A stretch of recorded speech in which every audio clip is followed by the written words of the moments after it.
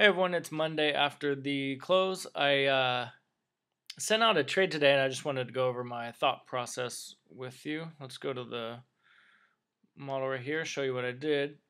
So in this spread account only, it's the only one I sent out, is I did a credit put spread. I sold 5 contracts, which is half position.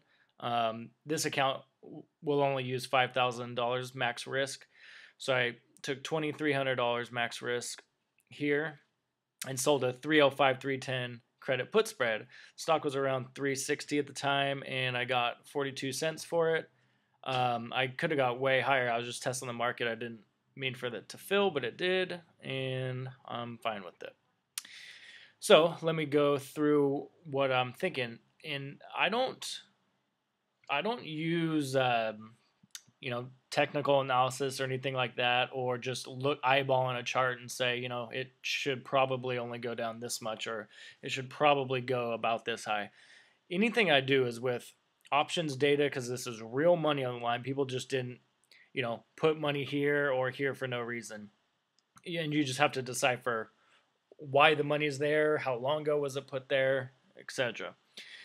So I didn't want to use this data right here because I think Apple in the options market is going to fall back into the, from January to June type rut again, at least for a little bit, what's going on with the markets right now. And there's huge volatility going on. So, you shouldn't even really be playing this market with these types of strategies. Just sidelines is best. But I want to get, a small position in there and take advantage of the high volatility. So I don't want to use this data. I think it's going to be irrelevant because, like I said, I think this weekly data is going to make these strikes start to change and come way down. So you have the 400 highest open interest on the put side, the 430 highest open interest on the call side. But what's going to happen is this is going to be just a brick wall right here.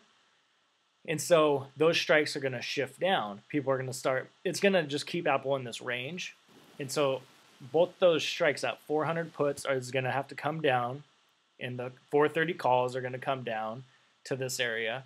And so I don't want to use that put data. I don't want to use that data period and see. I just want to see what happens.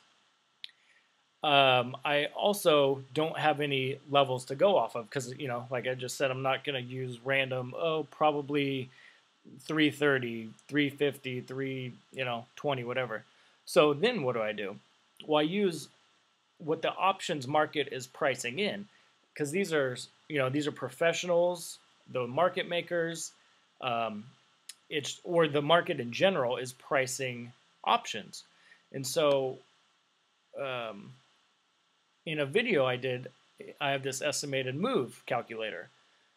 And so I will use this if I'm unsure, I don't have the strikes to go off of, or I don't want to, and I don't have a level that I'm looking at. I'll put in the price at 360. The implied volatility for September, the mean was 45%. The days left till they expire was 25, and it spits out the estimated move that the options market is pricing in is $51. And so the low is going to be 309 and the high is going to be 411. So that's all I did, is just kept it simple, and that's how I got my level, because the options market is pricing in that for some reason, so that's the level I'm going to use. And if you remember too in past videos, implied volatility is usually always higher than actual volatility or historical. And so this gives me a little bit more of a cushion too. So that's how I picked that strike and sold it. And when I'm unsure of this data, or I just don't want to use it for whatever reason, that will be a way that I'll do it, is just by that estimated move calculator and using what the market is actually pricing in. And yeah, just keeping it simple like that. So hopefully that gave you just another tool.